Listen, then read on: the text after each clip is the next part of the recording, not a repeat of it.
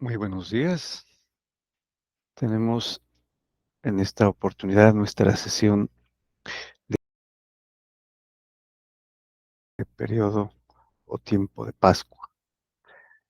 Hoy, el día lunes, adelantado, ¿no?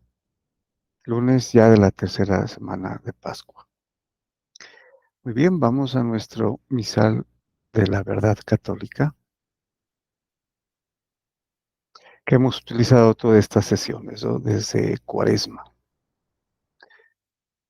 Muy bien, entonces tenemos aquí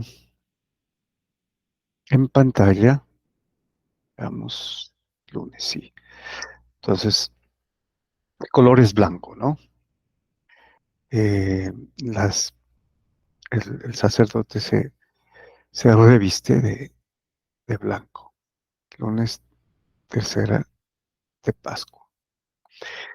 Muy bien, vamos a la primera lectura del libro de los Hechos de los Apóstoles, capítulo sexto, versículos del 8 al 15. O sea, adelantamos aquí, no estábamos en el capítulo tercero, ahora volvemos a tomar la secuencia, ¿no? que venía. Entonces, el contexto para conectar, ¿no? Estábamos con las quejas de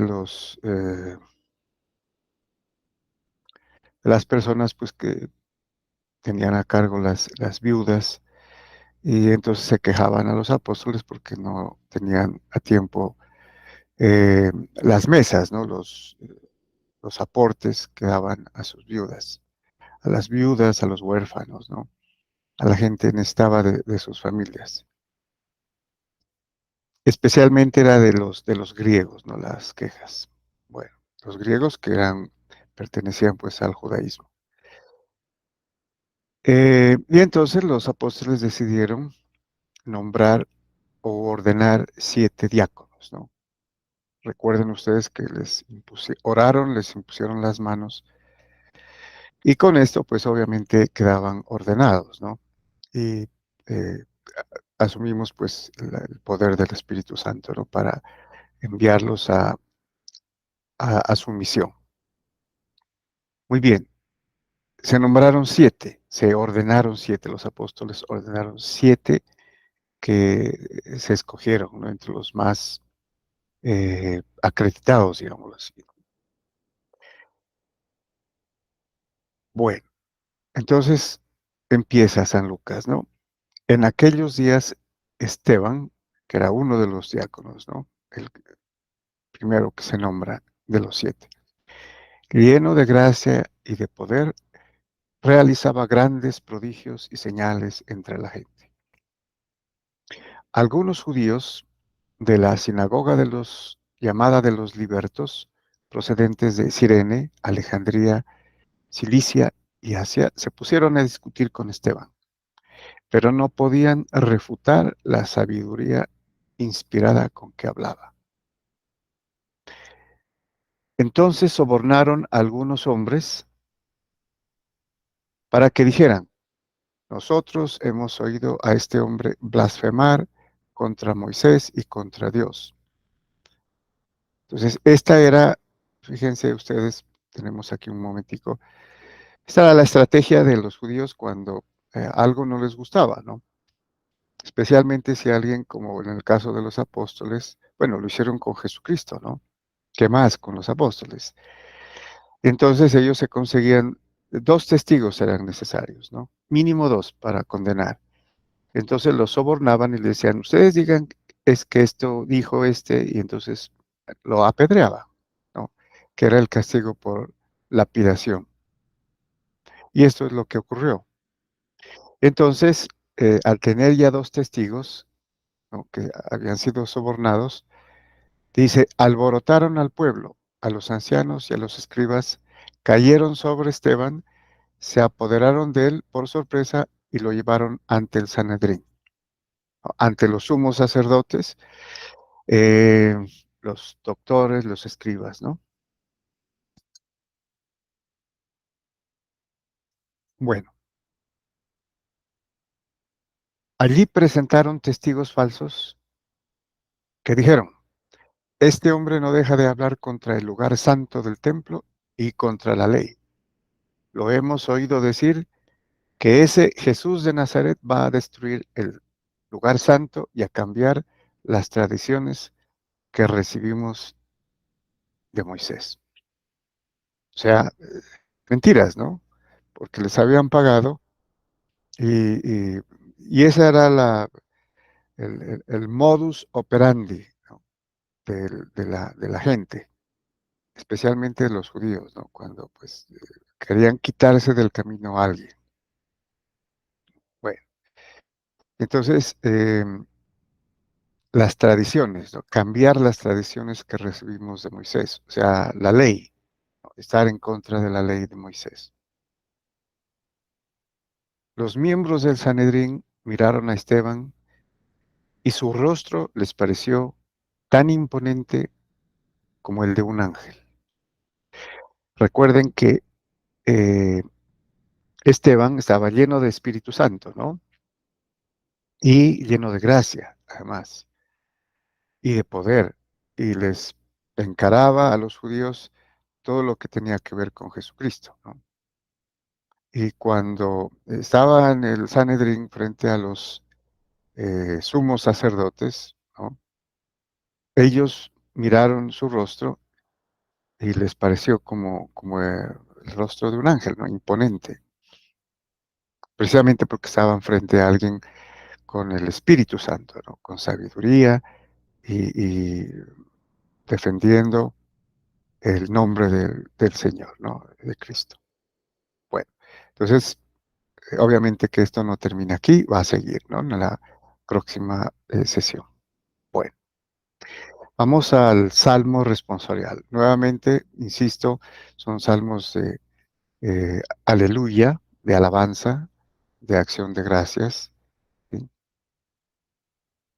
Y acá tenemos el responso. Dichoso el que cumple la voluntad del Señor. Aleluya. Salmo 118, ¿no? Aunque los poderosos se burlen de mí, yo seguiré observando fielmente tu ley. Tus mandamientos, Señor, son mi alegría. Ellos son también mis consejeros. Te conté mis necesidades y me escuchaste. Enséñame, Señor, tu voluntad.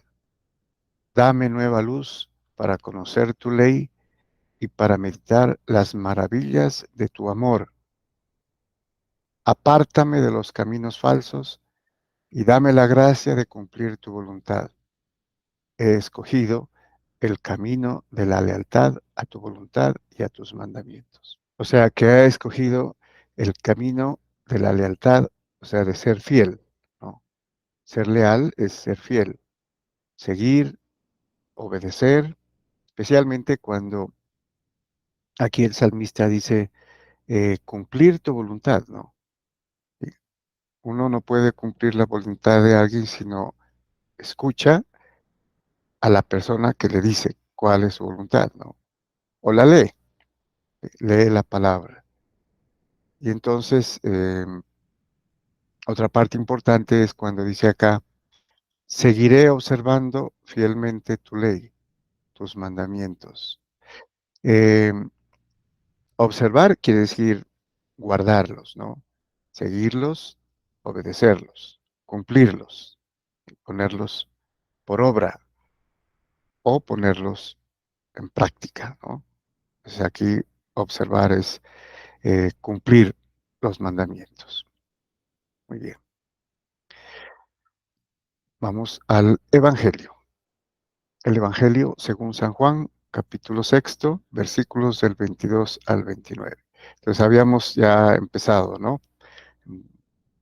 Creo que es la tercera parte del capítulo sexto que tiene el discurso del pan de vida, ¿no? Y este se lo va a ver completo. Por eso es tan importante, ¿no? Les recuerdo que este es el origen, la génesis, digamos, ¿no? De una buena parte de la doctrina de la Eucaristía. Bueno, entonces dice San Juan, y la secuencia, ¿no? Que había quedado en la anterior.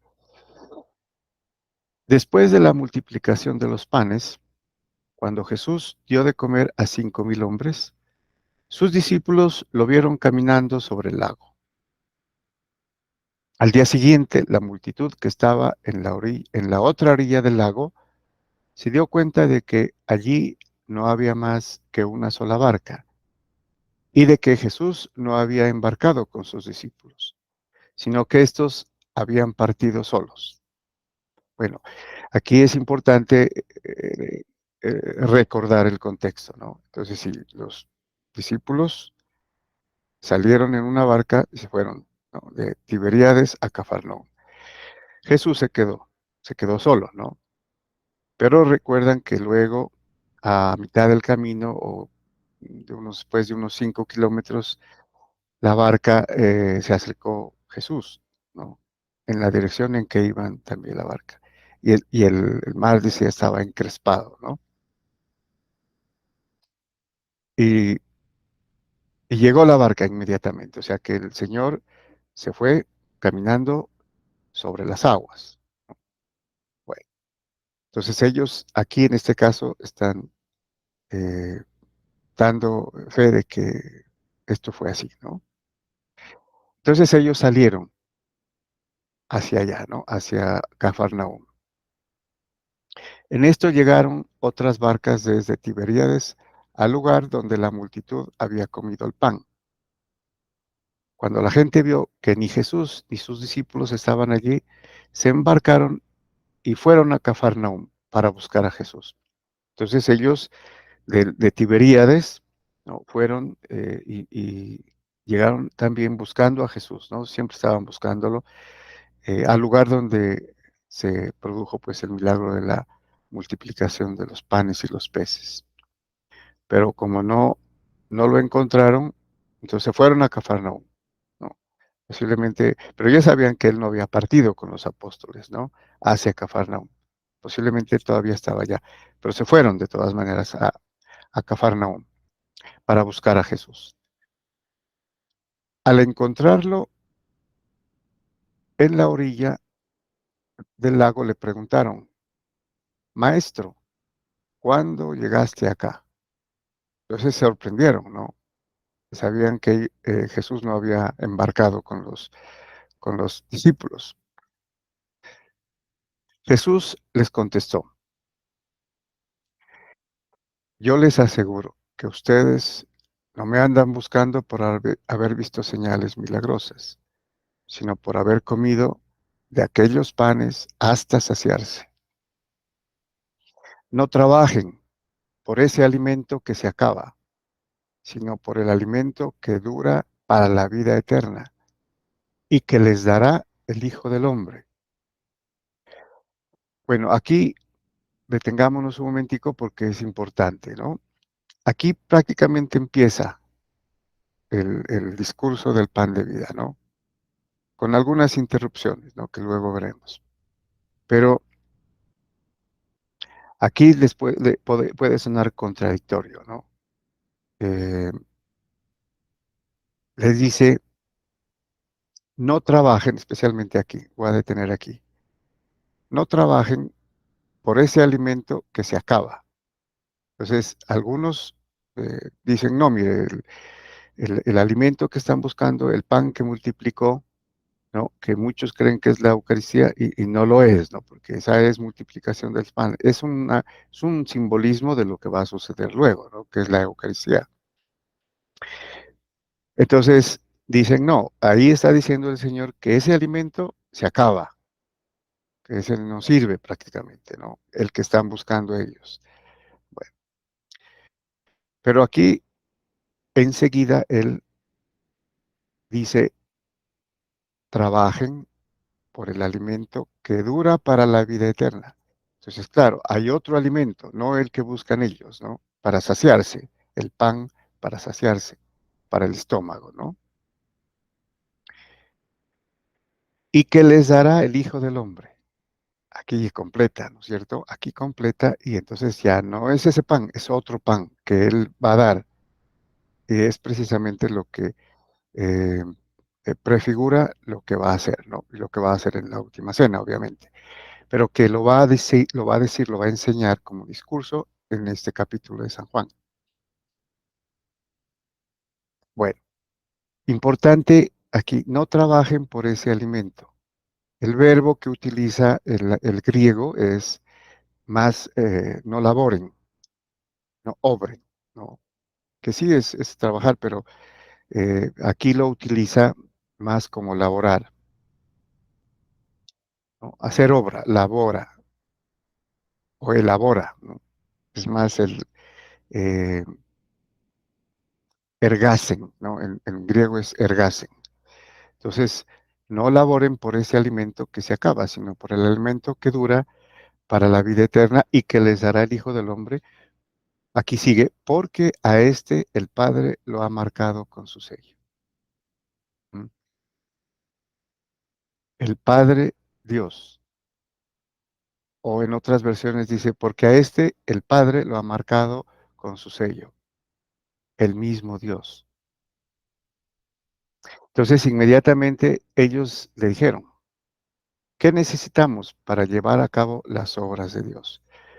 ¿No? Porque acá había dicho, obren, no por ese alimento, laboren, no por ese alimento, por el pan, ¿no? Que sacia el estómago, sacia el hambre. Entonces ellos dicen, ¿qué hacemos? ¿O qué necesitamos hacer? En el griego,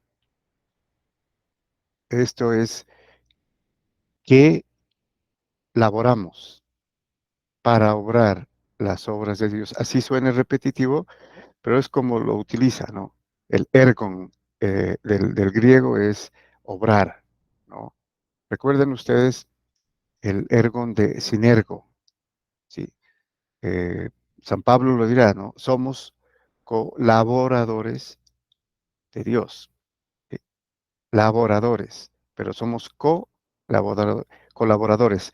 Y en el griego el verbo es sinergos, perdón, el nombre, no el sustantivo, que es ser colaboradores, es laboradores con él. Entonces, ¿qué laboramos para obrar las obras de Dios? Lo diría así textualmente. Y aquí pues obviamente se puede traducir qué necesitamos llevar a cabo o trabajar o laborar para obrar las obras de Dios. Respondió Jesús. No, aquí lo dicen. La obra de Dios consiste en que crean en aquel a quien Él ha enviado.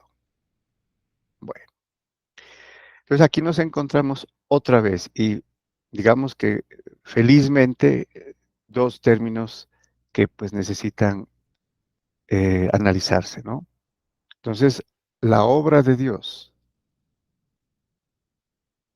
ergon teo, ¿no? Es la obra de Dios. Entonces, consiste, y el otro término es creer.